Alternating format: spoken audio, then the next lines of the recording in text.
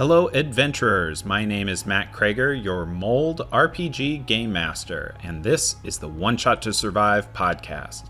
Every episode, I'll be joined by guests who will play characters straight out of our world today and will be teleported to alternate realities and must figure out how to get back home. But, most importantly, will they survive to tell their stories? This week's guests are Kevin Kroeger, Patrick Miller, and Colin Orr.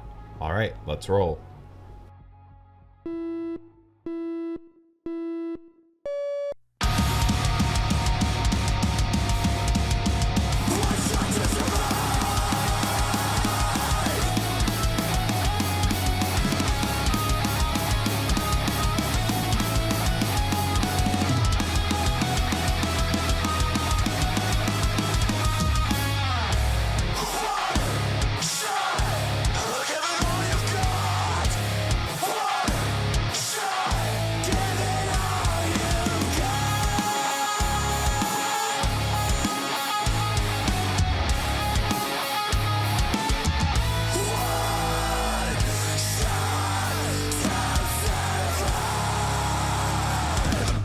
All right, welcome everybody to a brand new episode of the One Shot to Survive podcast. I'm very excited for this one because we're joined by it's yet another family affair. My brother Kevin has joined this week, and one of my oldest friends, Patrick, is also joining. Neither of them have ever really played games like this, like many of our guests, but I'm excited to see what you guys do with Colin this week. And let's go ahead and jump right in and hear what characters you'll be playing this time.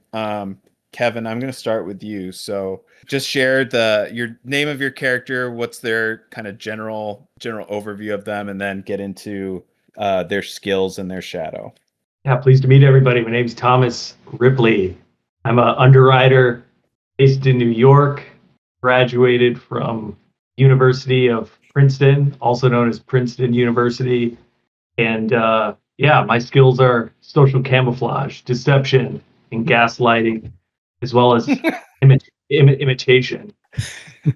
I'll be honest with you. I feel too stupid. Like, what is an underwriter? What is that?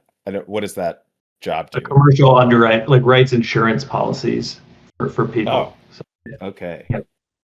Help people with their insurance. Okay, all right. I've got a number of skills. I like to play the piano, I like to wash tables, and rowboats.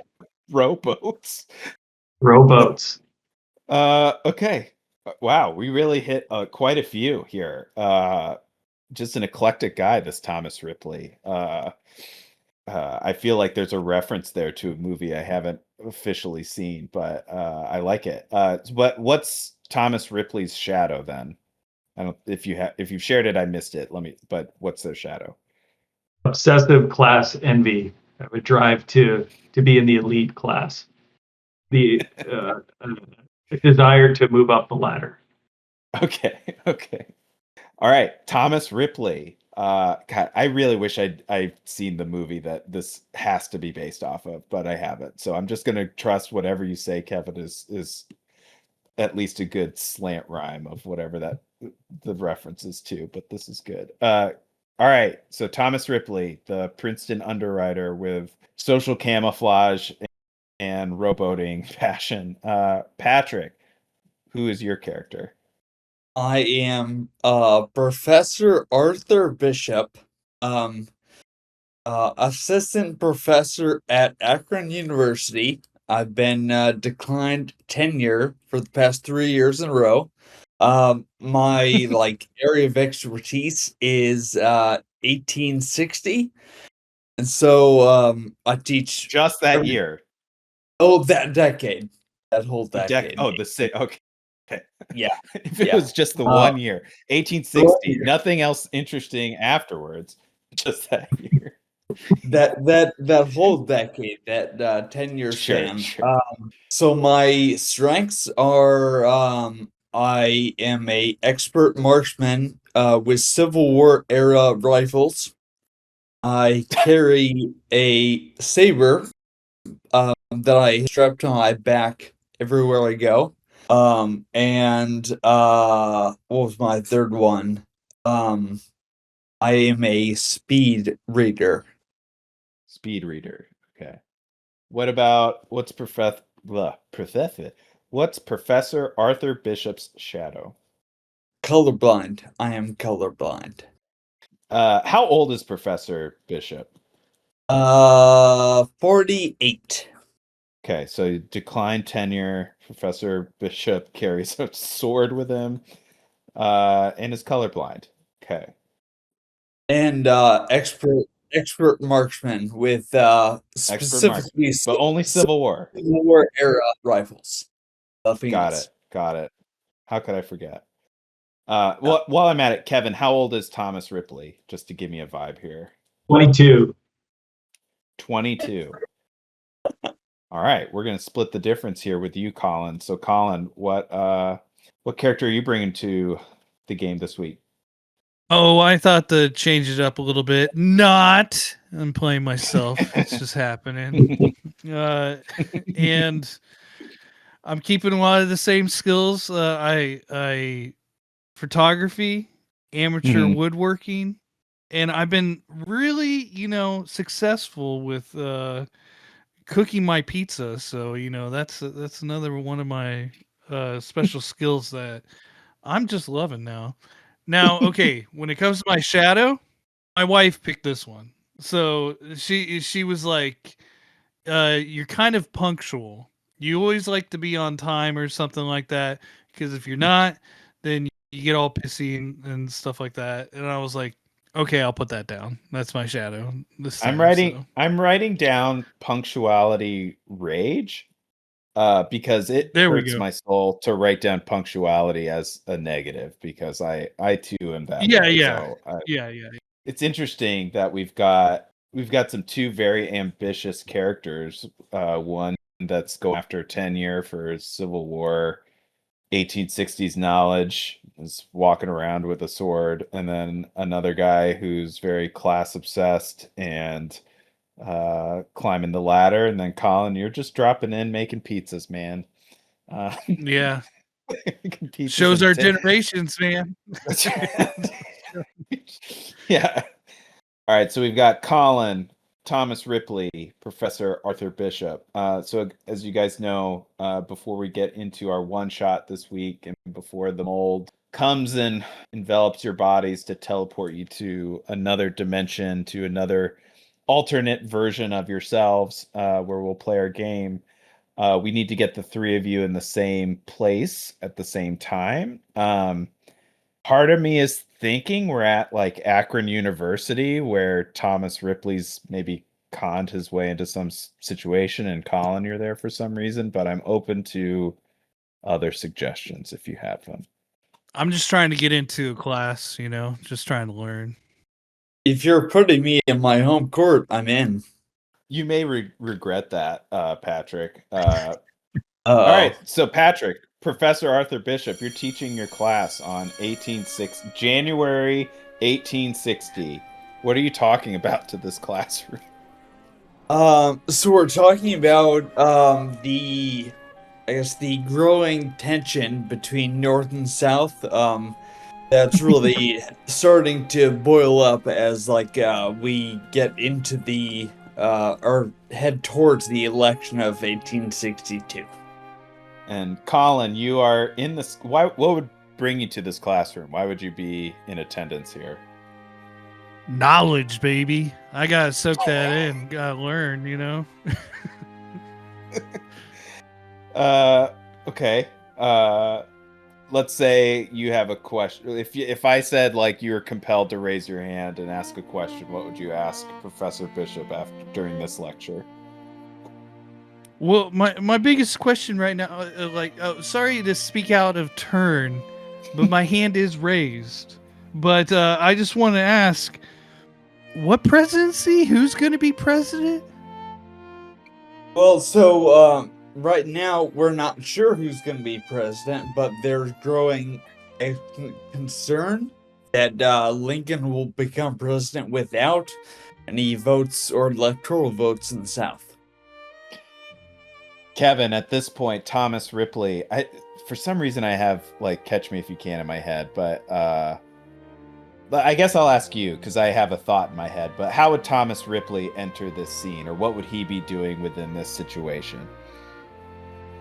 I was just sitting in the back of the class. I actually can't quite afford to get into Akron University. Didn't quite have what it took, but I'm really curious. I heard there's a lot of smuggling going on from the north and south around this time. Was there, any action in that? Could you make a lot of money bringing, smuggling those slaves from the south to the north? Wait, sorry, was that for me? That's how I guess it was a question, but yeah, that's a question for you. Can you repeat the question? It's at this point that you see in the back, like towards the back of the class, as Professor Bishop is wondering, like, was that question for me? You see like a really old guy wearing like the most stereotypical like patches on his elbows, like collegiate looking dean. His name is literally Dean. Has a big beard, and he's just like taking notes and shaking his head at you, Patrick, at Professor Bishop. And just implicitly that this is going on your record for why you continue to not get tenure, because you've lost track of the conversation. What distracted you during this time? Because apparently, like mid-sentence, mid-lecture, you got distracted and didn't answer, Thomas's question. What was going on? I got distracted in my head because before I made the mistake of not listening to my students, I made the mistake of saying what year the election was. It was 1860, not 1862. Oh my gosh. And you could see the Dean writing even more because of course he knows that 1860 was the election year, and you're just failing on all front. So Patrick, this is going to be our first stress test. So in this game, we didn't really talk about this before, but in addition to rolling a d20 to decide, like, is it a physical or mental situation? Did I meet or beat it? You also, depending on the outcome of this roll, can become stressed or confident, which will mean you get to roll with advantage or disadvantage, like we discussed. Yeah. So you're getting stressed out that the dean's here. Yes. You've just been asked a question. So give me a mental roll. So roll a d20 and see if you beat your mental number. 13. I think mental was 15. So you can use this is a good explanation of some of the mechanics. You have 10 points of luck to spend for the rest of the night, which basically means like you could use 2 points to make your 13 a 15 and mean that you succeed on this roll, or you can hang on to it and just fail this. What would you like to do? I'll just use the 2. I'll get to the 15. Okay, so give me like what? So you're now confident. Yeah. So give me like, how do you save this situation? So not only is it not 1862 when the election was, and yes, you got distracted and you've got people asking questions about smuggling and presidencies. How do you kind of bring the room back together? I flip it back to the students to challenge them, be like, all right, pause, time out. I made a mistake here. This is a test for all of you. What did I get wrong? I wait for anyone to specify what I got wrong before continuing. He looks to you, Colin. Okay. I would throw my hand up, and man, it just makes me seem like one of those people in class that just like is always hanging on everything that the professor says. Sir, I believe you said 1862, but it was actually 1860. Well, I'm glad that someone's listening. Thomas, I think you can learn something from him. So the dean raises his hand and goes, Very, very well put, Professor Bishop, but I don't believe you answered the young man's question. What's your name, sir? And he gestures to you, Kevin. Tom. Tom Ripley. Tom Ripley here. Mr. Ripley, I have to say your name doesn't sound very familiar. In fact, he quickly starts typing something on his laptop in front of him. He's like, in fact, I don't. When did you enroll again? How did you get here? Is this the right class? Yeah. My mom used to go here. She's from Ohio, and she referred me to the school. What's your mom's name? Senora Greenleaf. Senora Greenleaf. Senora Greenleaf. Senora Greenleaf. First name Senora, huh? That's right. Give me just a straight luck roll. This is well, no, I guess this would be mental. So give me a mental roll, Kevin, and see if you somehow convince the dean that what you're saying is even remotely true. I actually did I got a 17. Oh, I think Senora Greenleaf. Yeah, I think I remember her. I remember seeing that in our records. You're from the Greenleaves, yes. Well, She studied anthropology. Oh, yes, yeah. I vaguely remember her in a class picture because I have photographic memory of all the class pictures. Well, so Mr. Ripley, thank you for your question about smuggling. I don't believe Professor Bishop answered that. So I'd like to hear your response to that, Mr. Bishop, just to knowing your expertise and especially given that's why you wear you bring all these weapons to school, and we granted you that request to carry a rifle and a saber around. It's because of your expertise in smuggling. So please inform the class of this practice during the 1860s. Oh, that was a great question. Yes, smuggling was a problem back then. Yeah. Oh, that says it all. Yes. That's all that I wanted to hear. Colin, it's at this point that you realize that class has gone over, and you hear the bell ring, and as you know, a few minutes pass as Patrick's answering but not answering any of the questions. You feel yourself starting to get late to your next thing. The leg is starting to pulsate. It's like going Yeah. up and down, just getting impatient. Sorry. What would you be going to another class, or would you be heading off to do something else, you think? I just go where the wind takes me. So I feel like after class, You're I might. impatient to be punctual to your next random thing that you have planned. Yeah. Okay. Life is happening. Okay. Life is happening, and I'm going to be late for it if I don't haul ass. Okay. Colin, give me a stress test mental to see if you Okay. completely lose your crap being late. So I got a 7 to my 15. So yeah, I'm stressed. Let's say there's a clock on the wall that starts spinning, and then for whatever reason the black hour and minute hands start to ooze down and start to become this gross shimmering mold that creeps down the wall and crawls over to you, Patrick, to Professor Bishop, who's standing at the front of the class and leading this lecture, and starts to coat your body. It climbs up the staircase, or the stairs, all the way to you.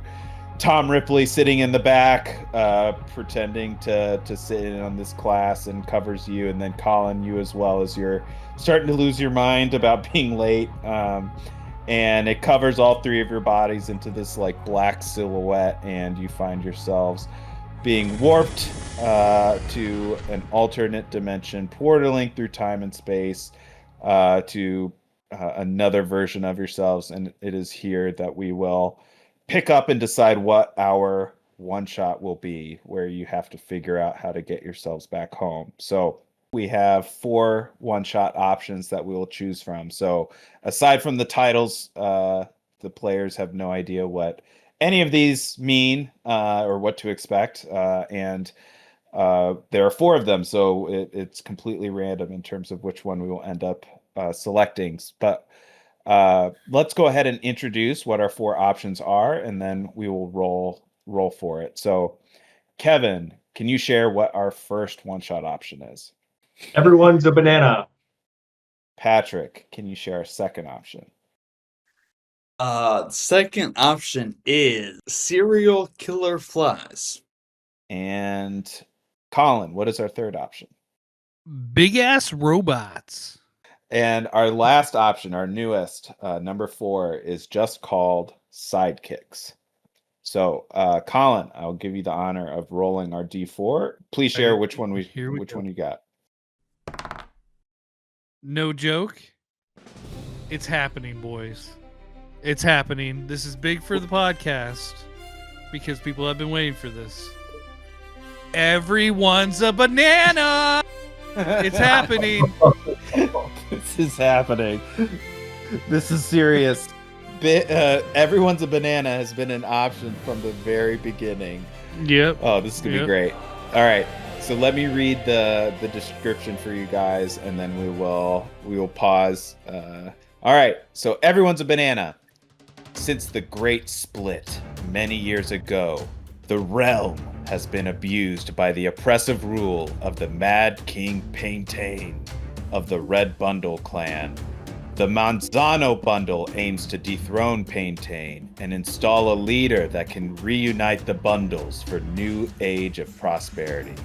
Easier said than done, as the relationship between the clans is frayed, and the paranoid Mad King may unleash his dangerous super weapon against his enemies at any moment. It's up to the Manzano Bundle to lead the charge and dethrone Paintain before it's too late. So, and if you can't tell, everyone's a banana. So. You guys are bananas. But we will take a brief pause for everybody to get their bearings and look at the mold options. And when we come back, we'll share what everybody chose.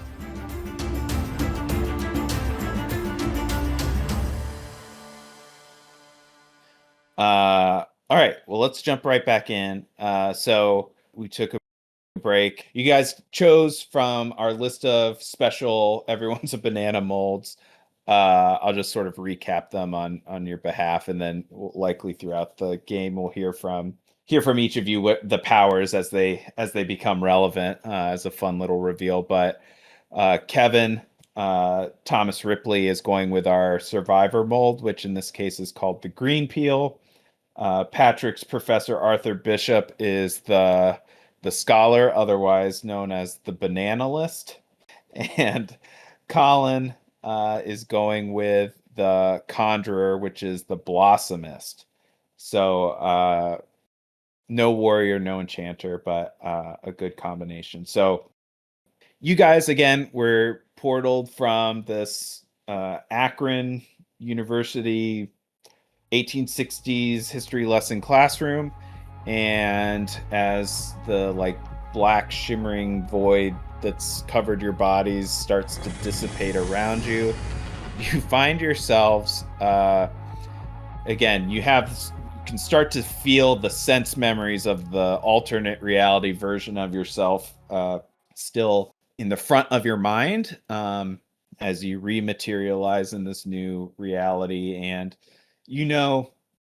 as I shared during the introduction, that you are all part of what's called the Manzano Bundle. So the Manzanos are one of the clans in the realm of bananas, and you've gathered these other clans to meet and discuss how best to go about dethroning the Mad King named Paintain, who has taken over and is ruling with a violent, kind of ruthless cruelty, and has sort of kept everyone at bay by way of threatening everyone with this mysterious, unstoppable weapon, but has over time gotten more and more unhinged. But so that's what you all are aware of as you kind of find yourselves in this like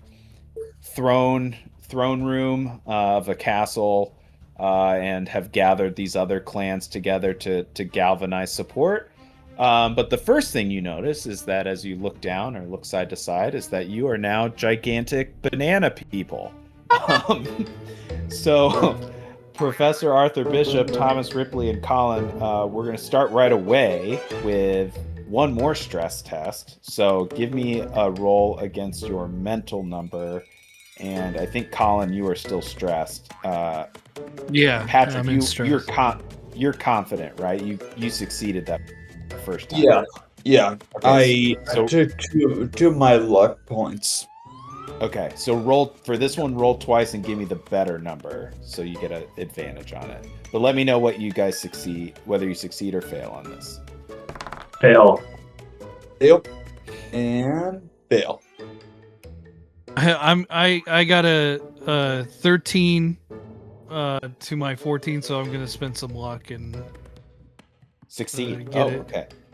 All right. So of the three of you, Colin, you seem to be the only one pretty cool with being a banana guy. But Tom Ripley and Arthur Bishop are pretty freaked out. But let's say you guys are kind of off to the side right now. What is the first thing you would do in a situation like this?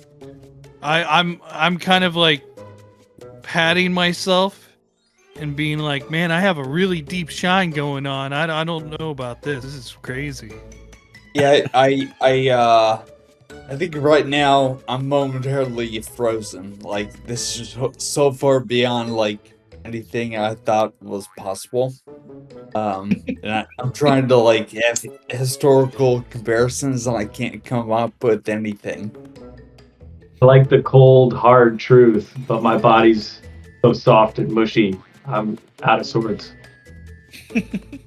As you guys are kind of like freaking out in this room, the big wooden door creaks open and this other banana comes in, and he's like, "My lords, I'm here to collect you for the meeting with the other clans, and I just wanted to check in to make sure that everything was in order, that we all feel like we know what we want to say, to recruit the other leaders to join our cause, to lay siege to the Paintain Castle and dethrone the Mad King. Is there anything you want to discuss before we go?"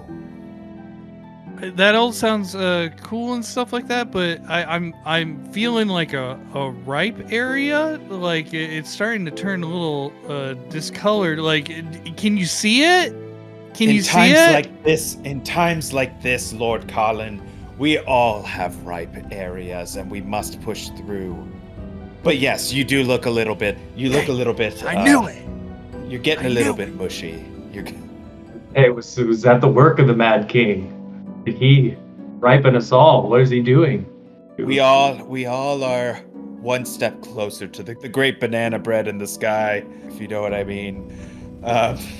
Because of his efforts to pit us against each other, friends. We have to dethrone the king so that we can put an end to this mass ripening. This mass, like, we're all losing a part of ourselves, don't you see? Do we have like more? Do you have people behind us, or is it just like us three? Trying to get strength in numbers. So, my lord, Professor Arthur Bishop. As a reminder, the Manzano bundle is all on board. We have our army prepared and ready to lay siege to the castle, but it will do so very little. It will grant us so little time to run in and depose the king if we were by ourselves. We are no match for the Red Bunch's army and to try and stop the top banana himself. We need the help of the Cavendishes, the Blue Javas, and the Ladyfingers. We need them all. We need them to help us, or else we will be this will all be for naught. All right, so are you ready? I know I'm gonna roll. Actually, I'm just gonna roll. So I rolled a 3, so that puts. I was just gonna count. I was gonna go down my list, and whoever it landed on would be who has to talk. So, Lord Colin, you are our chosen spokesman. Do you want to discuss how you will recruit the other clans to join us? Yeah, exactly. we gotta get our numbers up. Okay. Get a bundle going on. Like what happened to that? We're all individual bananas now, and we can become a bundle. So I Yes, feel that's like what- we got this in the bag.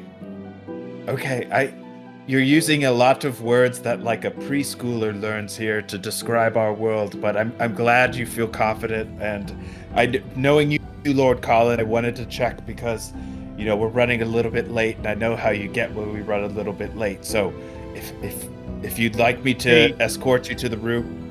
Simplicity is success. So,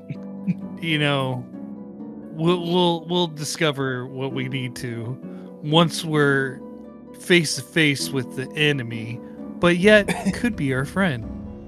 Well, okay. The Mad King did murder a bunch of children, so I don't know if we'll ever be friends, but whatever you say, Lord Colin.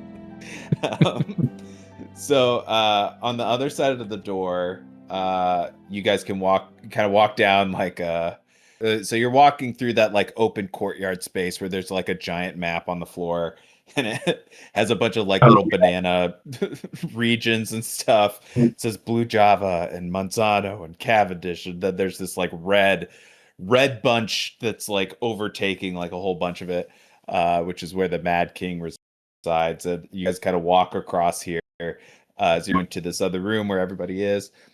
Everybody give me a mental kind of listening roll, more or less. Again, against if you're stressed. So I think that's Kevin and Patrick. That's the two of you. I got a 15, so that means I need to use luck to pass. Is your numbers of 15 though, or did you? Yeah, it's 15. Okay, then you pass. You don't need to use luck. What about you, other guy? What about Patrick and Colin? I got a 16 to my 14, so I succeeded. Okay. I got a 14. Aren't we able to subtract 3 from our previous numbers? Or your original numbers, yeah, you could have subtracted more from them. So yeah. Yeah. So I subtracted from my mental and get 12. I rolled 14. Okay. All right. So all three of you pass. So on the way there, you hear, and again, from your sense memory of, the versions of yourselves that were undergoing this scenario, like a flash before you all took over this version of yourselves. You know that the guy who popped in earlier to talk to you, his name is Gross Michael. You can hear Gross Michael kind of muttering a little aside to himself as you're walking and being as he's trailing you guys, but all three of you can hear him because he's clearly talking too loudly and is not at all whispering. And Gross Michael's just going, "Yes, if we can recruit all three of the other bunches to our cause, then we will have a chance of dethroning the king, and that will put me in the exact room to take this crown if I were to choose it. Yes, it will be the greatest trick I've ever pulled." Guy, what are you? No way. I don't like to hear that. Why did you guys hear what? What is it, my lord? My lord Ripley? Is there a problem? You got your sights on the throne, huh? You want to Become the new Pan King? No. You must have heard something. This is an open air castle. You must have heard the birds or something, my lord. Go ahead, Kevin. Give me a mental roll again to see if you believe him. Oh, he rolled horrible. But let me know what you get. Didn't pass. Fail. You failed. What was your number? What was your exact 12. number? 12. Okay. He rolled worse than that. So you know that he's still lying to you. My lord, of course, I would be remiss if I said I hadn't dreamt of being every child in the realm has once dreamed of what it might be like to be the king, and I am no different. When I was a young when I was a young banana, I too dreamt of ruling the bunches. Um, as my peel was just green, I believed in leading everyone to prosperity, but no, sir, I don't have that dream anymore. I just wish to support you in your cause. What makes you think you should be top banana? Well, because you're asking me, well, I believe it's my superior intelligence, my superior physical form, my superior cunning, my superior knowledge of our history, shared history, my superior skills in community organizing, and also my cutthroat nature. That just to name a few off the top of my head. I hadn't really thought about it, but again, I'm only here to help you. I'm only here to help the three of you get the support you need so that we can take down the king. I think at this point, I'm feeling in danger, so I'm pulling out the sword that I have strapped to my back just to have it at the ready. Are you gonna like make a move, or are you just removing it and you're just I'm just having it in removing case it something to, like, goes wrong?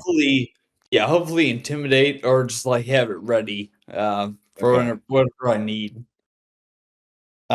You see, so Colin, again, I guess because you're the de facto leader of the Monsanto bunch right now, as this goes down, you see some of these like larger Monsanto knights waddle over from their post over by the door where the other clans are, that from the door that you're supposed to go through. They're like, Lord Colin, do you need assistance? Yeah. Make sure that Gross Michael doesn't come into the area where we're gonna go.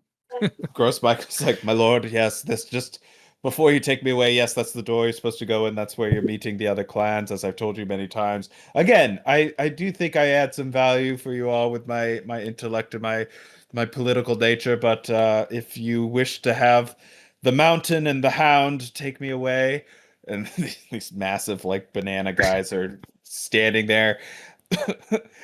I understand. And so they like grab him and just kind of hold him in place. And I they go, give wait. You're looking a little yellow there, Gross. And cut of your jib could help out a lot during this. Now, any funny moves, I'm gonna make sure the hound over here Huh? goes by his name.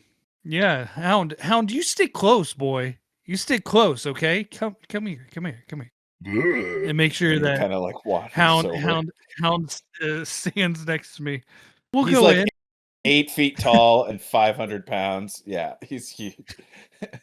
Very bloated banana. This is just for you, Colin. So give me one more like listening. Okay, so that's a 2. No, I didn't get that Okay. one. So what none of you hear, but just for the sake of the funny podcast, like for whatever reason, he's convinced you to let him go and join you with like a close eye. But under his breath, yet again, he goes, "Yes, just as I suspected. Let me join you on this trek, and I will, as we get into that throne room with the king, I will stab you all in the back." And so, yeah, right this way, my lords, right into the Gross room Michael. here where we'll. How are we supposed to do this? Well, yes, So, let's go. Yeah, you didn't hear any of it. You just heard the I know. first thing. So he lets you in this room around like a banana shaped wooden table. There's a collection of people, but three of them are dressed more like lavishly and, in their distinctive like color coding and distinctive style that gives you an idea that they're representing the different clans who've come to help. So you have Lord Cavendish, who is the leader of the Cavendish bunch.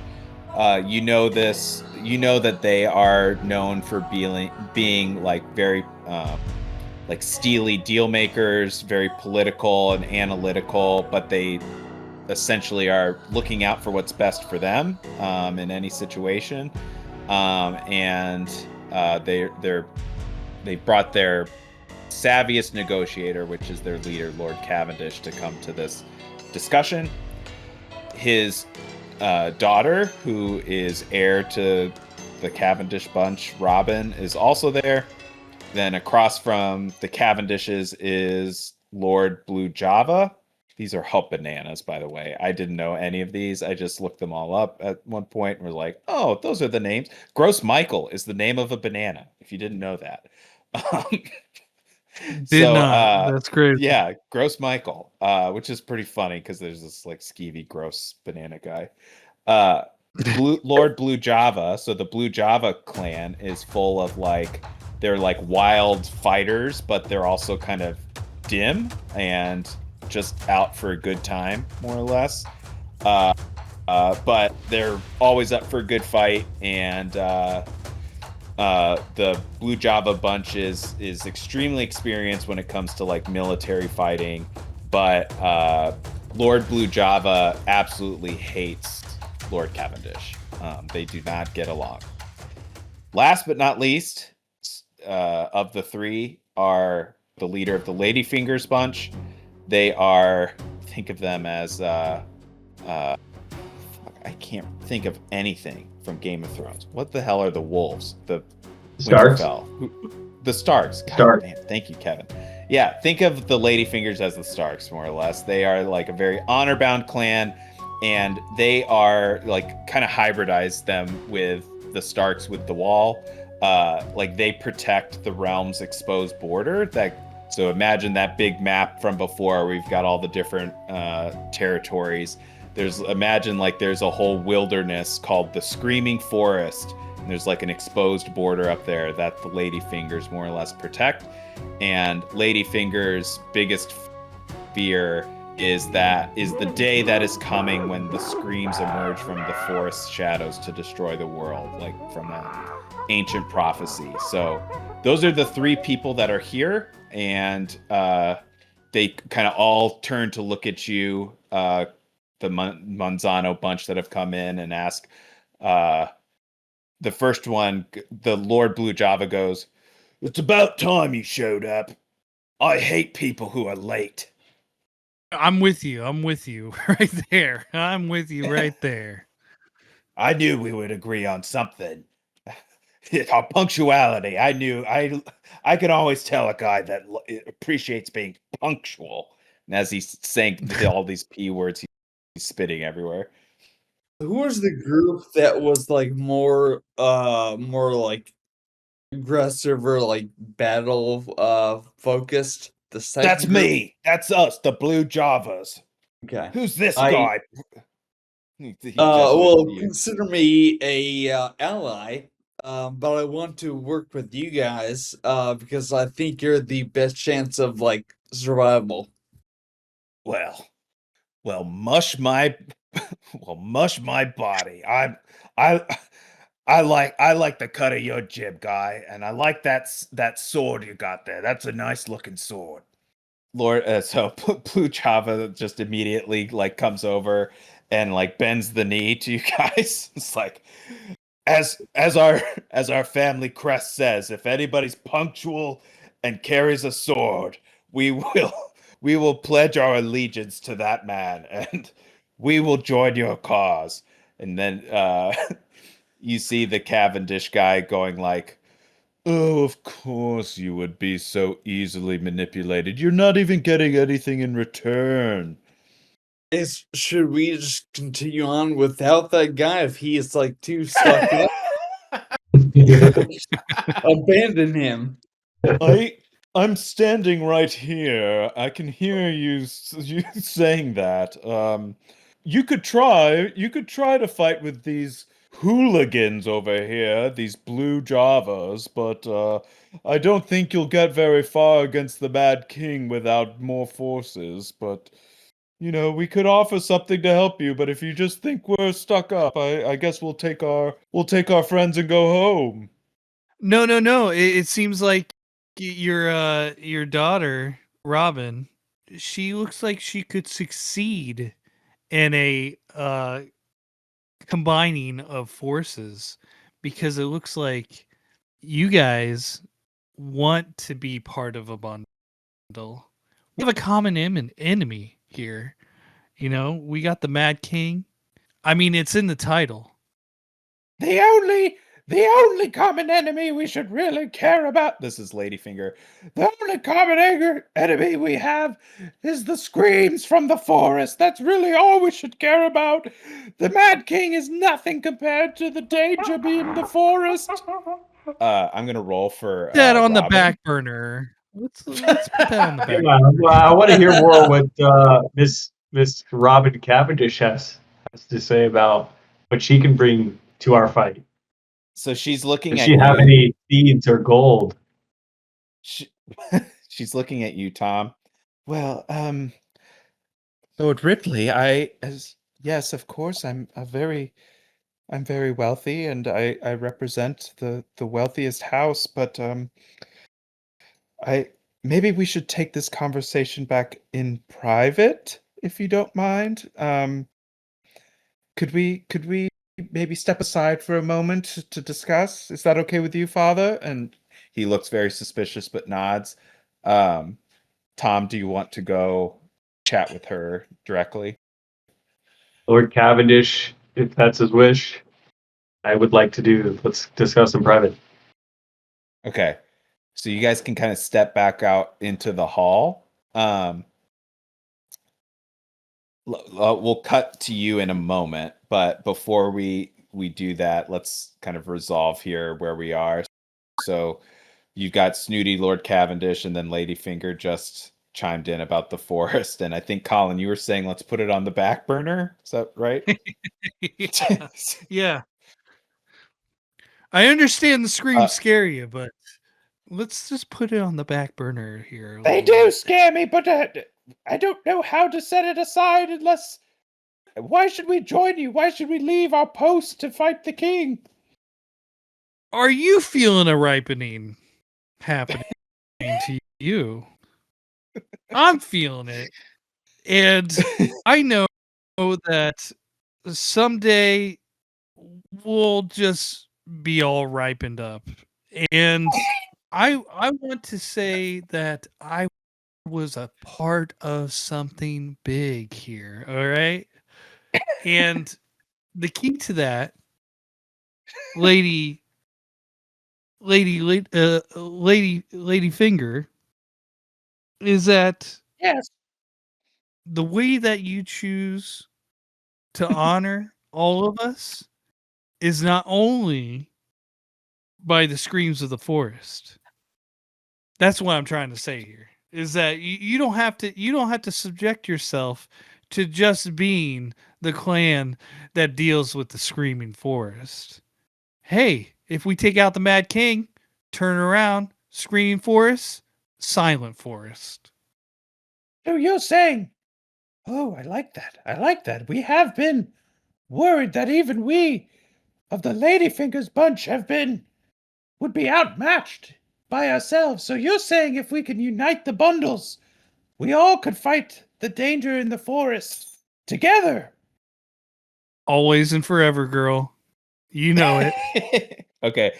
Colin, give me a physical roll to I think you're I don't remember if you're confident or not, but this is going to be like I'm in the Just your, middle, like- so like I'm just rolling one. This is straight up like sexual magnetism roll right now. Is what's happening. Oh, okay. Nice. That's a 12 to you said physical? Yeah, physical. Okay, I'll spend a luck point. I want to get physical.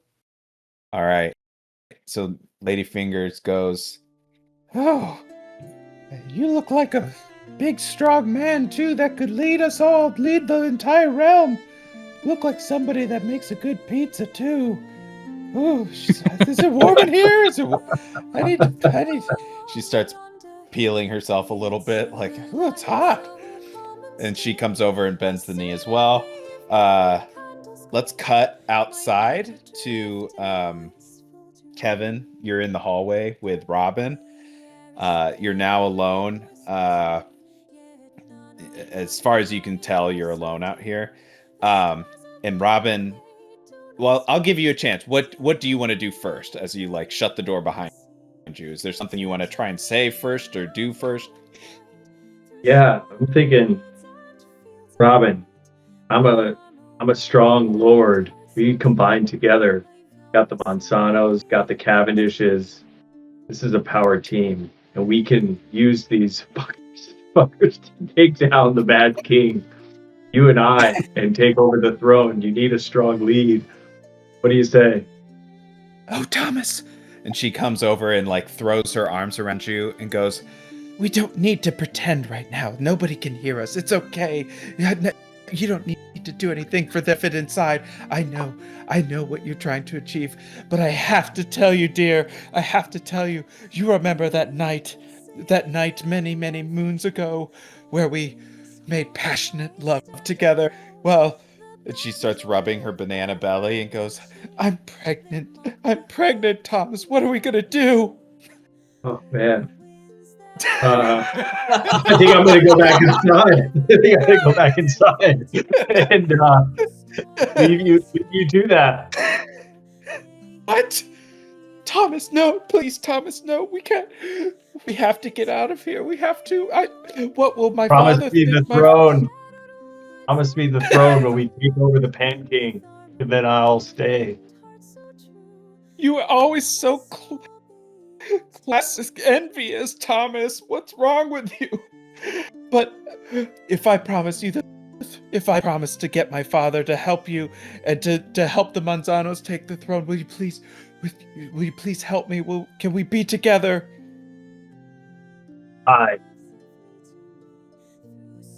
Oh, okay.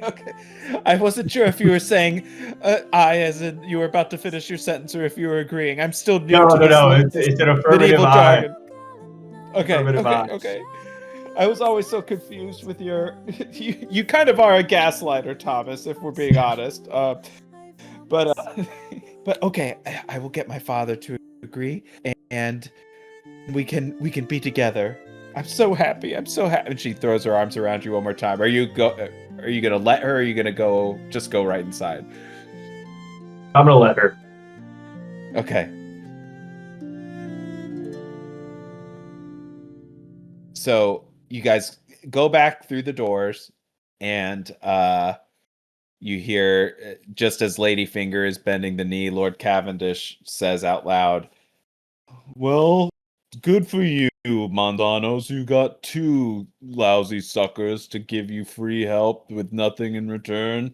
And given your brutish, rude behavior before, I think we'll just take our business elsewhere and leave you to it and see whoever comes out of this war. We will, the Cavendish bunch will find a partner to do real business with.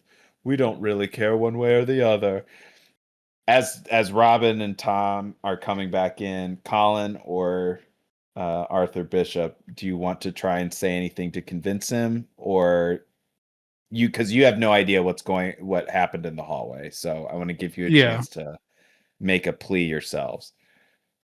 And I'm thinking of the 60s and channeling Ulysses S. Grant and like, how can we like expedite like a fight. Like I'm starting to get militaristic and like wanting to go after this evil king. So yeah, I guess I'm not really sure, but like I'm gonna start like recruiting people in the room. Like let's go fight. So you would know this, Patrick, from a. I think I'm going to tie this all together, which is hilarious that you chose a Civil War era, especially given like the racism that was happening during that time. Which I can't believe we're going to tie this into an episode about Well, everyone my being a banana. professor was in the north. Okay, well, I guess what I'm saying is, as somebody who is also colorblind, we're in a situation where Yes. we have but different banana clans. They all have different kind of outer peels and colors. The leader of the top banana right now is the Mad King Paintain, who is the leader of the red bunch that has taken over, and they are red. I think they are literally red bananas. Let me make sure. Yeah, they're literally red bananas. And so you could play the card of like he's like committing some sort of racist banana thing, and that there's no future for anybody that isn't a red banana in your recruiting effort, and you could lean into your own color blindness, color banana blindness to reinforce that if you wanted. I think I could see that tied together if you I wanted to play that angle. That I might don't help. see color. I don't see yellow. I do want to play that card because I guess we were talking about colors. In my head, I was like, I don't see that. I don't know what that is. Yeah. You're like, we're all mushy on the inside. Yes. Like there will be no if I may North, gross, south, doesn't matter. gross Michael Oh, interjects. If I may share, my Lord Cavendish, that what Lord Bishop is trying to say is that if the Mad King has his way, there will be no Cavendish bunch anymore. We're all going to be wiped out in favor of the red bunch. There will only be red, either the red bananas or the red of our blood, and there's no sense in sitting this one out. And so that's when. So this is obviously starting to work on Lord Cavendish. Robin comes in and goes, "Please, Father, I feel like it is our duty to support the mission here to take down the king, and surely there will be some spoils that the Cavendishes will be entitled to for our support." Yes, and she looks at the three of you. Do you nod? Do you give her like some Uh-huh. like reassurances? Yeah. Oh, Okay. hi. So what are you saying? Do you have more to say, Mr. Sir Ripley, Lord Ripley? You going to finish your sentence? No, no. Oh, you were just saying yes. Oh, I see. Okay. Yes. did I you means become yes. Canadian all of a sudden? We switch voices quite a bit here. I understand. Well, if my daughter wants it, how can a father say no? I will, but we will get something out of this in the end. You swear, but we will pledge our forces with yours. And he kneels, and so you have successfully gotten the support of all three of the armies. We will. Kevin, you look over to Robin and she winks at you. Do you do anything in response? I wink back. The master imitator gaslighter is really pulling the strings here. Okay, because you recruited all three of the other clans, and we'll kind of do like a little bit of a Game of Thrones montage here. You recruited all three clans. Imagine like all these armies coming together of all the different sizes, shapes, colors, all the different banners, now marching as one towards the castle where the Mad King Paintain is. This will give you get 15 real-time minutes, so 5 minutes for each of the clans that you recruited to get to the castle, get inside and depose the king before your forces are essentially overwhelmed by the king's red banana bunch. So as everybody like starts to like mobilize towards the castle, this great fight, very much like Lord of the Rings, I guess, where this huge battle is happening. Arrows are being flown, people are running, and like an incredibly violent banana fight is happening. But it's giving you guys, so the three of you and Gross Michael, time to sneak into the castle. I guess you could have others with you if you want, but those are the four of you that, because Gross Michael knows how to get in, he can help sneak you in, so that's why he's here. But maybe I'll ask, do you want to bring anybody else along with you to essentially take the king out while this big fight is happening? I want to take the hound with me. I want the hound next to me. Just stay next to me, bro. All right, just stay next to me, bro. And who is that blue king or King Blue guy? Blue That was Java, like- Patrick. Yes, I want to bring that character to me. You want Lord Blue Java with you? Okay. Yes. And I need Robin to join. It's too dangerous out in the battlefield. You're gonna bring her with you? Okay. I guess I always keep my eye on you, even in battle. I guess the safest place for a child is infiltrating the most dangerous building in the realm and trying to kill the most dangerous man in history. But I'll trust you, Thomas. I'll trust you. Hilariously, the path in that Gross Michael shared with you is through the sewers, and so let's consider the sewers here like it's not like standing water only. It's a little bit deeper than that, almost like a little mini river, I guess, going into the castle and through these grates. You all can just kind of sneak in, but I'm gonna say that you're gonna do so by way of a little rowboat that's gonna take you into the interior of the castle.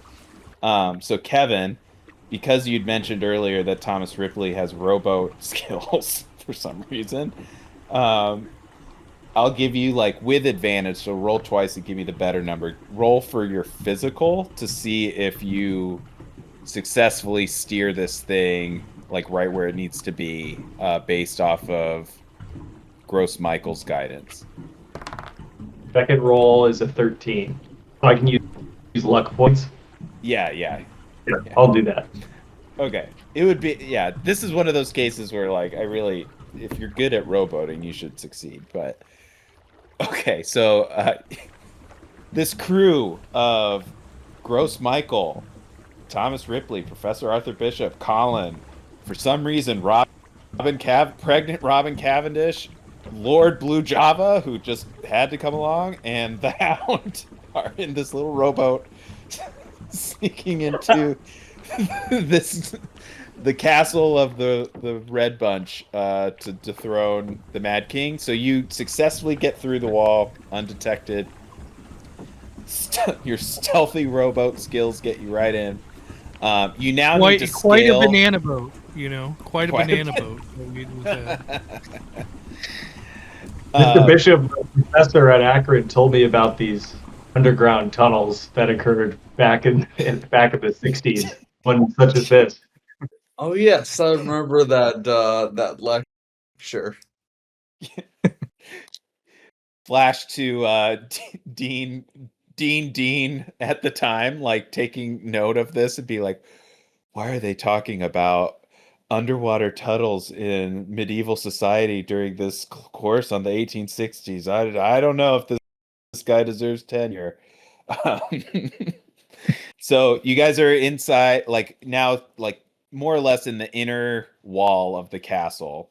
So if I don't have a picture in front of us, but think of this as like there's the outer wall where you normally see like the drawbridge or whatever that protects the outside. Then there's the inner wall that protects where the keep is, where the king is. the king would be and where other living quarters are. But there's like this in-between area between the outer wall and the inner wall. That's, where the armies would have run out of, and other supply stuff might be happening, like receiving areas would be, like storage areas would be. So you're kind of in that area, that in between. You need to get on the other side of the wall to get to the keep. At this point, you could, as a group, you could either climb over, or there's Gross Michael tells you as you're rowing in that I know of a blind spot where the guards patrolling the wall won't be able to find us, but it's not foolproof. But if we're quick, we can get through. So you could either go through sort of like what sounds like a chunk of the wall that you can sneak through, or you can try and climb it, or you can find another way. So I'll leave it to you to discuss. I think we should do what Gross Michael says. I don't know why he would lead us astray.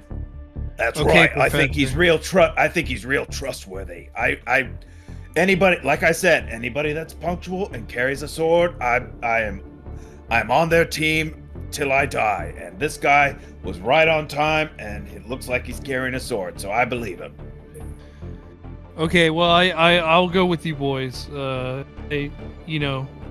Let's go, Gross Michael. Okay, As long, so as, what? as long as Robin's safe, whoever's the safest. Let's go that way. Do we all know that she's pregnant, or just you? Just Thomas. Although, give me a mental roll, Patrick, to see if Arthur Bishop will pick up on it. 8. Didn't make 8. it. Okay, yeah, you have no idea. You just think Robin's here to represent the Cavendishes or something.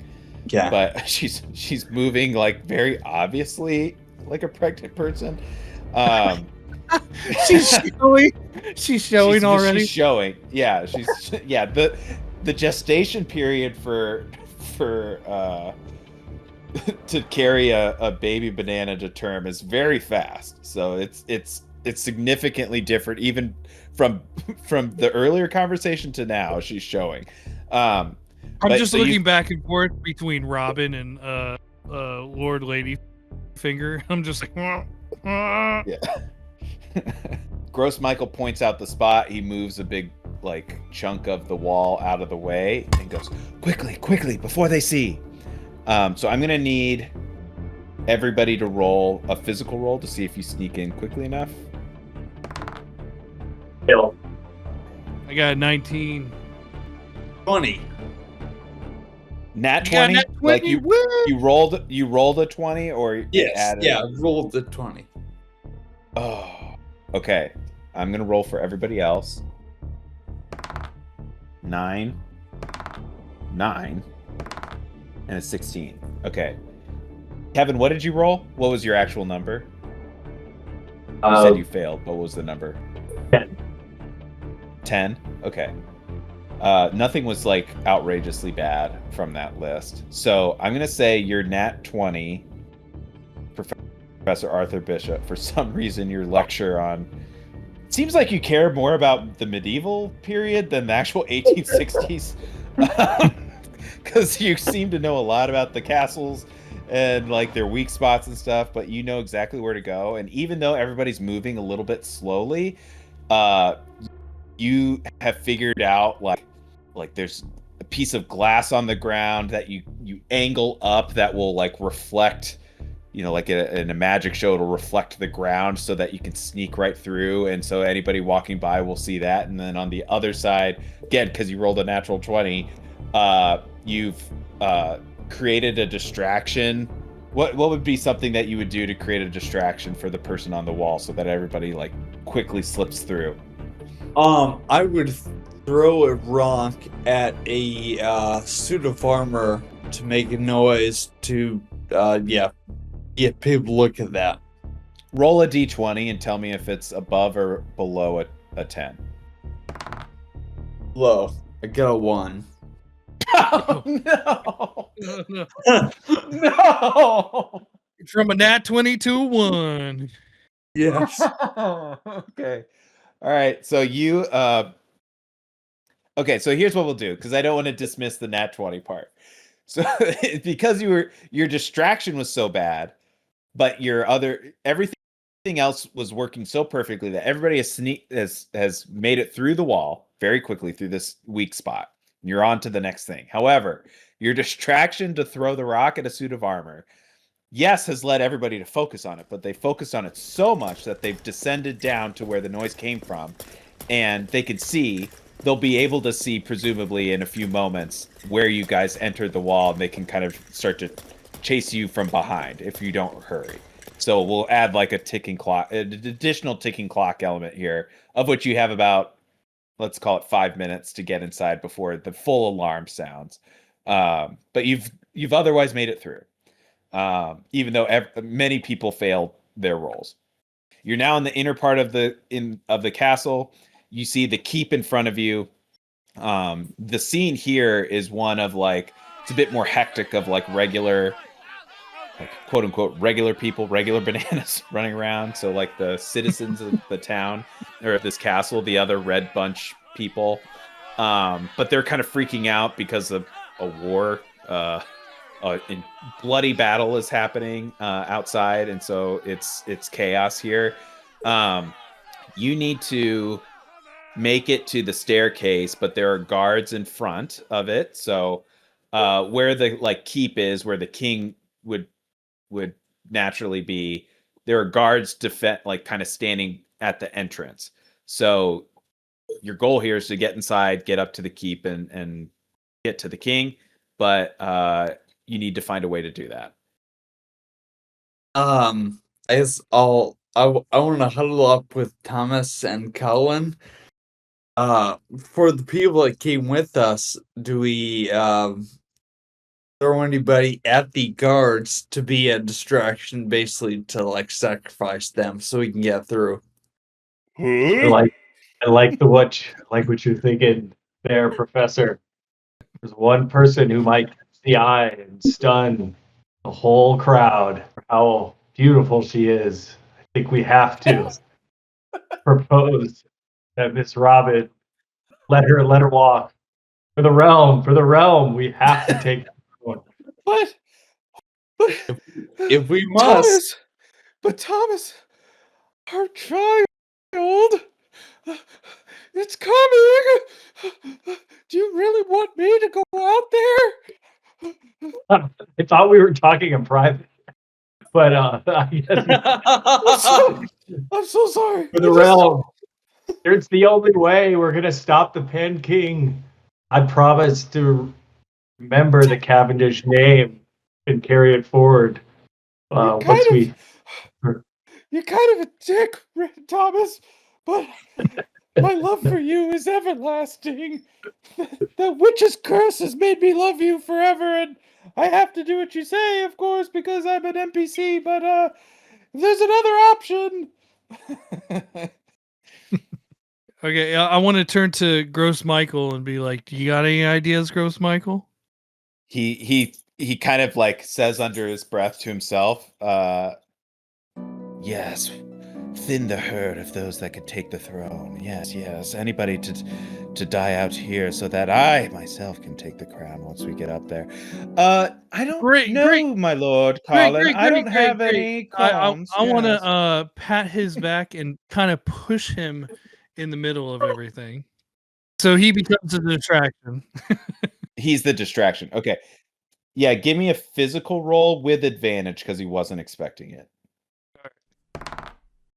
17 to my 13, and got him. Okay, so he rolled an 11, so you pushed him out into the middle. At the exact same time, just to add our ticking clock, Robin goes, "Oh, he's coming! I think he's coming!" And everybody looks at your direction, plus with Gross Michael, who's standing out in the middle, clearly not a red banana and clearly not supposed to be here. And the two guards go, "Hey, you!" And they run over and just tackle him and start beating him up in like a very cartoonish cloud of smoke. And you hear Gross Michael going, "Oh my, If only, please let me go. I need to be the king. And he's just getting wailed on. But it gives you all an opening to run up the stairs if that's what you choose to do. Nice. Yes. Yeah. Onward. Okay, as you run up, hit the stairs and start running up, everybody give me a mental roll. With, again, whether you're stressed or confident, just give me a roll. I got 14 on my 14. So. You got another one. One. Kevin? 20. Nat 20? Nat winning. Oh my gosh. This is such a fun. Okay, so Colin, you will get the gist of this, but I'll give Tom Ripley the full scoop. And then Patrick, you realize in this moment that you actually not only are you colorblind, but you also don't have a sense of smell at all. You can't smell anything in your entire life. But Kevin, as you guys are running up the stairs, you smell, which Colin, you also smell this horrible furry smell. Something that you all don't really get. Like you're bananas, so it's hard to place like what this is, but you would recognize it as like hair basically. But it's just awful. It's just an awful reeking odor that is emanating, and it's getting more intense as you go up the stairs. Kevin, you can kind of connect it for whatever reason, because you rolled a nat 20. You think that this has a lot to do, just given the violence of the smell and the like terror that it seems to be implying or instilling it even in you as you're running up the stairs. You feel like it could only have something to do with the screaming forest and the fears that Ladyfinger was sharing from before. That like, oh crap, like this is a very dangerous situation that you find yourselves going towards. So you guys climb the stairs of the keep, and right on time you enter into the Mad King's throne room. He is sitting all alone, just kind of laughing to himself. You can see that this old banana king, his red peel is like really blotchy and it's turning black in certain areas. He looks very decrepit and deranged, but still sort of very much evil and very focused on what's happening in front of him. He sees you coming in. The smell is unmistakable at this point, although you don't necessarily like direct it toward the king, but it is here in this room. And as you enter the room, the king kind of mumbles at you guys. Well, before he speaks, is there something you want to do as you come into this room, or is there anything in particular you want to interject before he starts to talk to you?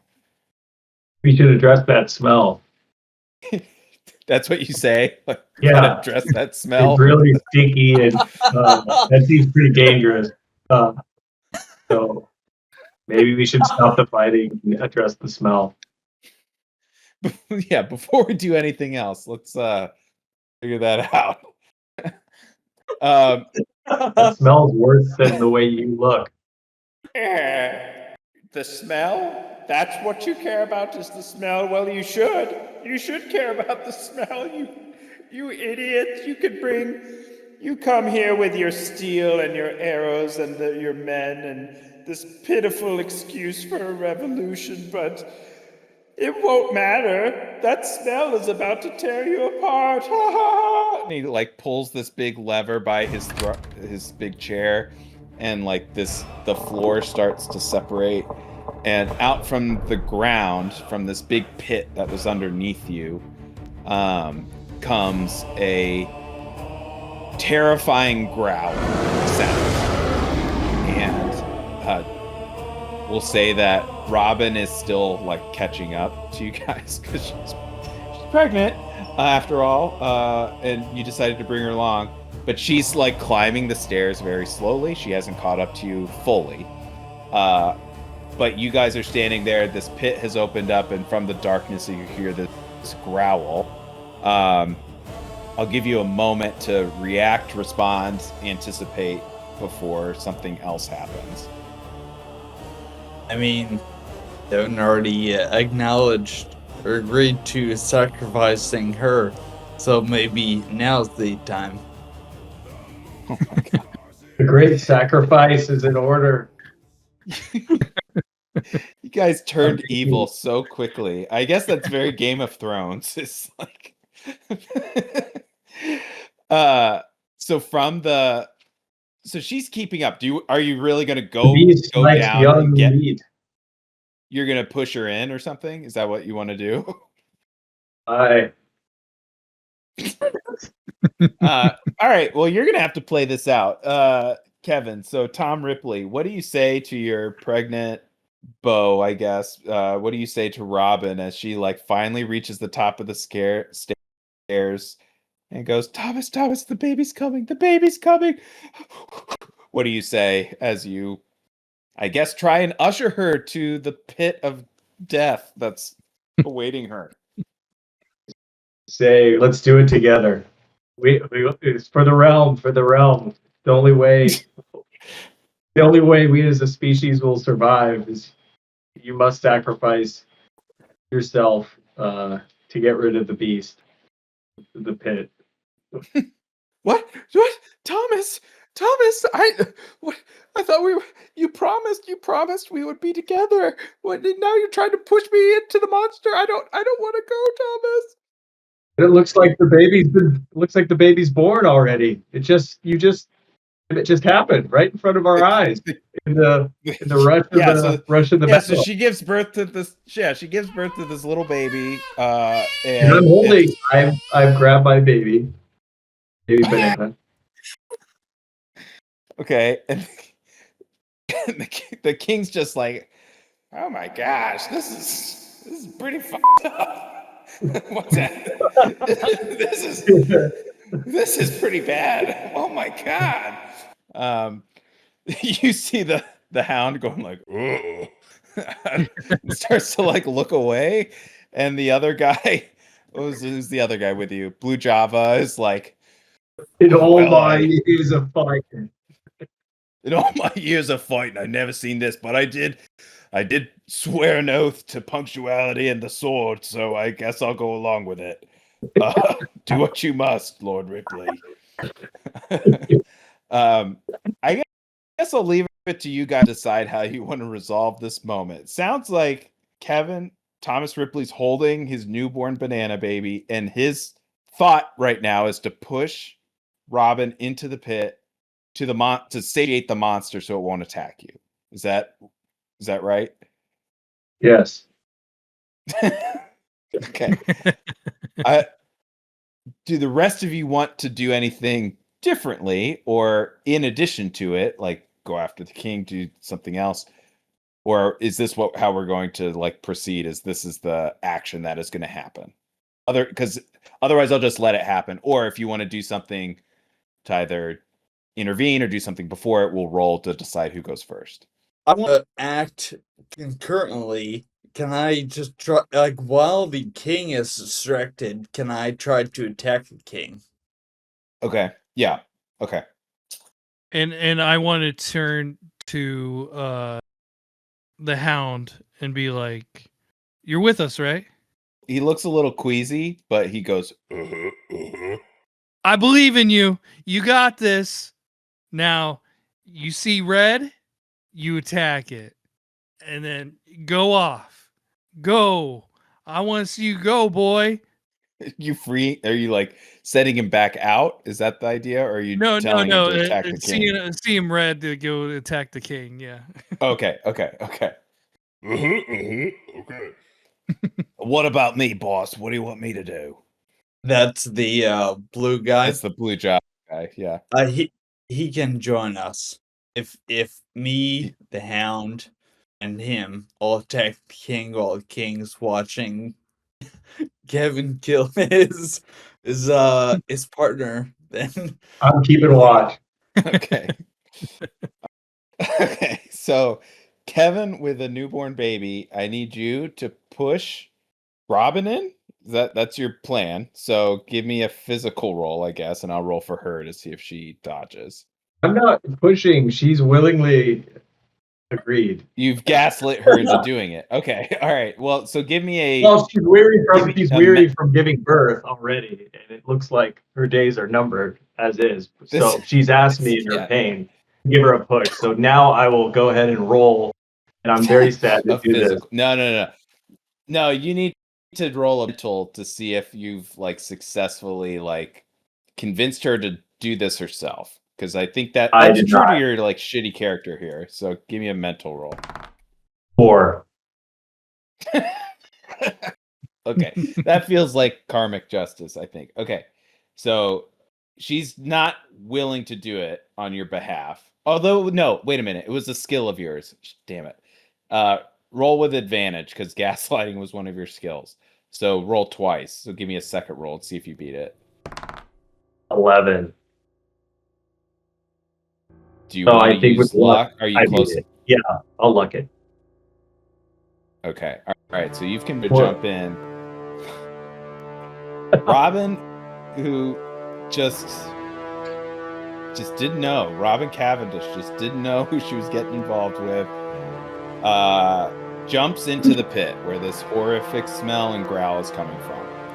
Meanwhile, it has successfully distracted the king. You've sent the Hound and Blue Java and Professor Bishop are going to attack. Because he's distracted, all three of you get to attack him right away.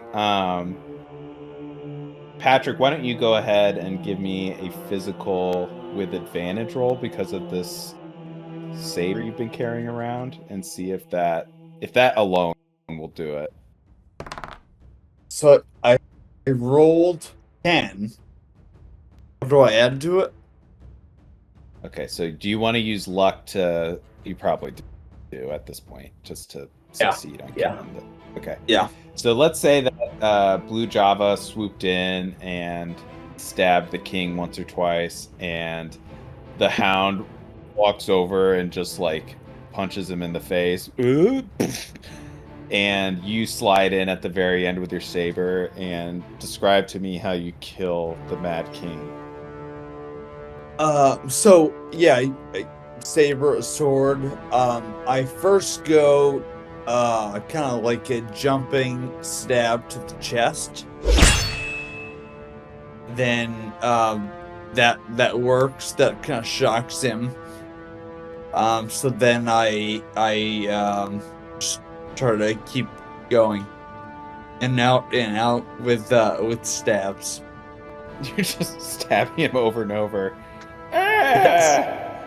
I think you Yeah, got banana, it. split that guy. Come on, yeah. Split that guy. Yeah, that's what you do. All your stabs have essentially just cut him in half, and he is literally split and slides over, slumps onto the ground. However, now that you've killed the king, you see emerging from the pit is this humongous orangutan. It's bright, kind of reddish orange fur, crawls out from the pit and roars at all of you. Its eyes are glowing red, and it's holding Robin almost like King Kong would. It's holding the woman, and you see that as this huge ape climbs out, it puts Robin on his shoulder, and she goes, "I don't think this is working out, Thomas." And the gargantuan is what I wrote on my sheet, is going to attack you specifically, Kevin. And he's going to give me a physical roll while you can. 15. 15. Okay, Yeah. This orangutan rolled a 16. So he's going to swipe at you, and because he rolled better, is going to succeed. So you're going to take 8 damage, and in this, like, because he swiped, he's going to take the baby banana from you and just very gently hand it hand the baby banana to Robin on his shoulder and roar even more loudly at you guys. Now, again, the king is dead. It's unclear what this ape wants to do, but you guys have a moment here to decide how you want to handle the situation, knowing you've more or less achieved your objective.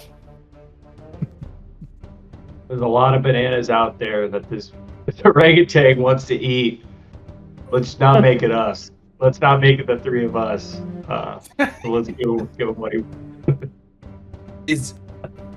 Are we able to like run around him though, or is he blocking the entrance? He at this point he's probably between. So Colin, you're the only one that Colin and Kevin could probably run away, given where you were standing by the pit. But the way I'm thinking of it is like you came up the stairs, which are on the other side of the throne. In between the throne itself and the stairs was this big pit that opened up.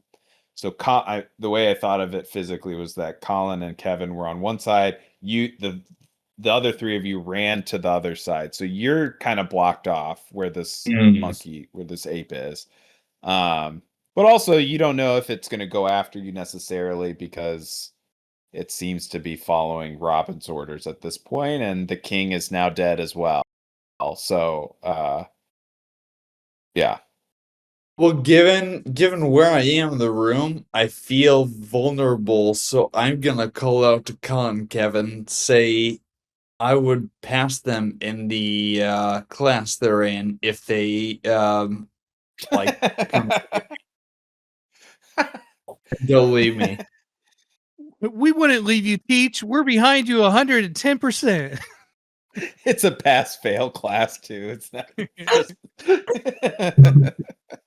I definitely would try to get the professor out. Anybody that is still alive and moving, we got to get out of here. We did it. We did our objective. We just got to get out of here. So, I feel like we need a distraction, and the only distraction that I can think of right now is Thomas. But that's up to Thomas. If I mean, he is injured. He's got 8 damage, so he might slow us down. That's true. That's true. Yeah, I propose we rally all. We tell the jungle that the king is dead. We unite behind the one who doesn't see color, Dr. Arthur Bishop, who will have tenure. And once we rally all the fighters with our battle cries in his booming lectured voice, we'll have a leader then to go after the great ape. Yeah, I guess that's a good point, Kevin. So what I didn't call out explicitly, but now you hear with like a clanging. This will be where we more or less decide the outcome of who will take over the realm to unite everything. The Mad King Paintain, as he's sliced up and falls to the ground. Again, he's kind of like slowly, you cut him in half and he's slowly like peeling down onto the ground from his throne in this like grotesque display. The crown that he was wearing finally falls to the ground. It goes click clang, click clang, click clang. When that happens, the ape looks over directly at it towards where the sound was, and you can see that there's like little red, like where the jewels I guess are on the crown. They're kind of glowing red the same way that the ape's eyes are glowing red, and this seems to be both what is controlling the ape, but also is just like who becomes the new king is who has the crown, right? Given that Professor Bishop is over there with the Hound and Blue Java, it's really the three of you that have the opportunity to grab this crown first. We believe in you, Teach. We believe in you. I'm gonna roll for their like true intent on my side. If it's above a 10, then they're gonna want to get the crown. And this is Blue Java and the Hound. That's an 18 and a 13. So they both want it as well. So here's what we're going to do. I assume Professor Bishop wants to grab this crown. It's like now a metaphorical, symbolic version of him getting tenure is grabbing this crown. Is that a correct assessment? Yeah, Yes. the tenure comparison comes to mind, but also like I'm justifying it by thinking I don't want it, but I think the best U.S. presidents didn't want to be president, so I'm like, well, maybe I should take it. Yeah. I can think of a president. Heavy is the head who wears the crown. That's right. Yeah. Okay, so Patrick, you're going to need to roll. It's just going to be who gets the best physical number. So roll against your physical. First of all, roll against your physical and let me know if you pass or fail. Fail. I got a 7. Do you want to use luck? How much luck do you have left? Do you know? I have 6 luck remaining, so that would bring me to 13. To pass. Is that enough? Oh no, let's just say you got a 13. That's the best number that you could get. Okay. I'm gonna roll for Blue Java. He rolled a 1. So Blue Java, he's lunging the wrong way. He's just going the wrong direction. Okay. So he's completely out of it, and he actually falls into the pit where the orangutan was. Dang my depth perception! And just falls into the pit.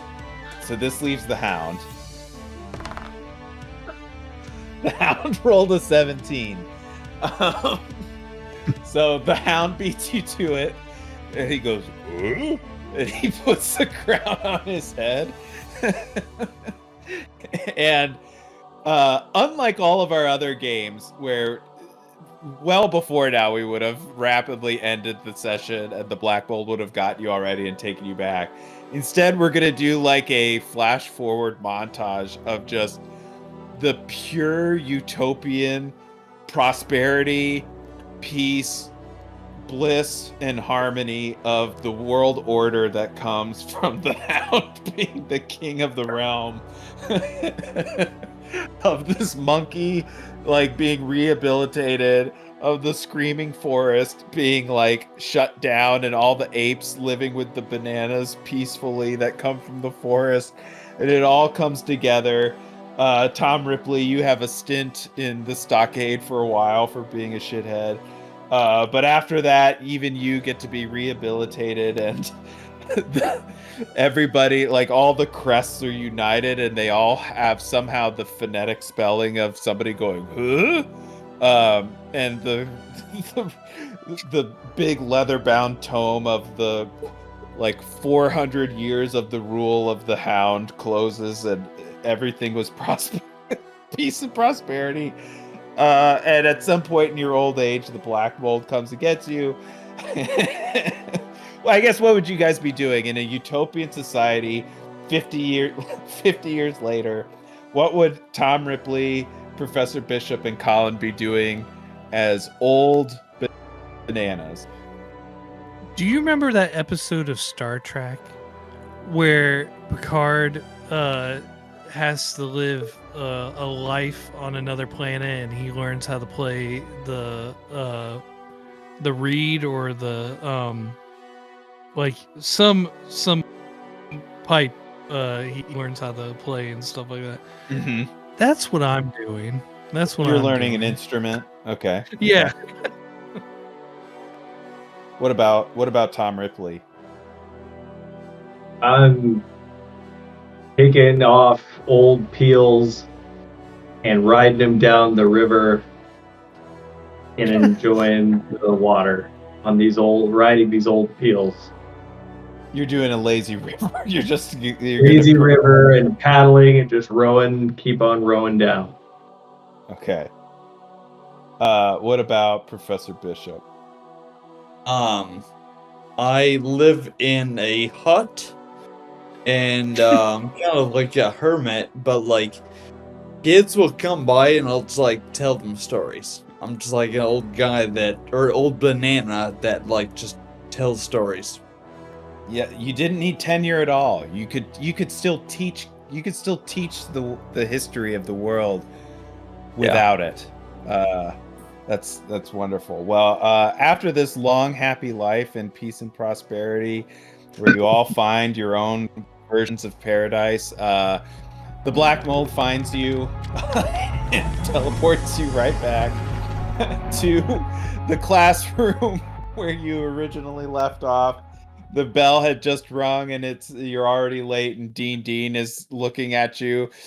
And Dean goes, "Well, Professor, anything else to tell the class?" Oh man. I would give advice to everyone and always fear smelly orangutans. Always Uh, fear the smelly orangutans. everybody right. Yes, of course. Professor Bishop, I think these kids already know to fear the orangutans. And he writes something down angrily and walks away. Always fear the orangutans.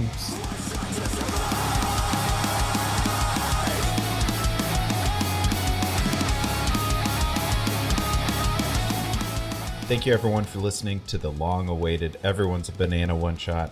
This episode featured myself, Matt Kroeger, your game master, Kevin Kroeger as Tom Ripley, Patrick Miller as Professor Arthur Bishop, and Colin Orr as Colin Orr. Theme song by Funeral Language. You can follow us on the social medias and YouTube at One Shot to Survive, and if you enjoyed the show, maybe consider leaving a review in your podcast app, or sharing with your gaslighting, tenure, failing, hound, buddy friends. Or share it with just anyone. You don't have to be that specific. We also have a Patreon at patreon.com/oneshot2survive, where you can gain access to exclusive bonus content like The Double Shot, our recap podcast where Colin and I break down the episode. And also, if you sign up to be a patron, you get the one-shot guide from this very episode in the event that you too would like to slay the Mad King Paintain. Our next episode will be available March 25th. Thanks for listening. Do good and be well, friends. Bye.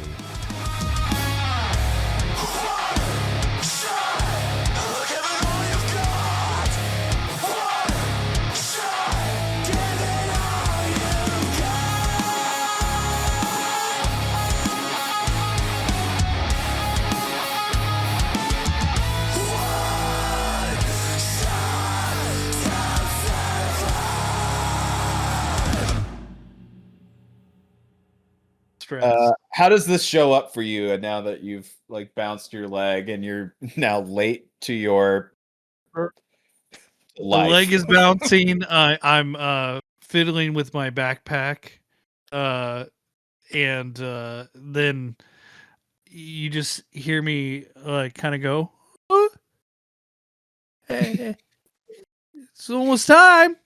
It's almost time. You think we're good?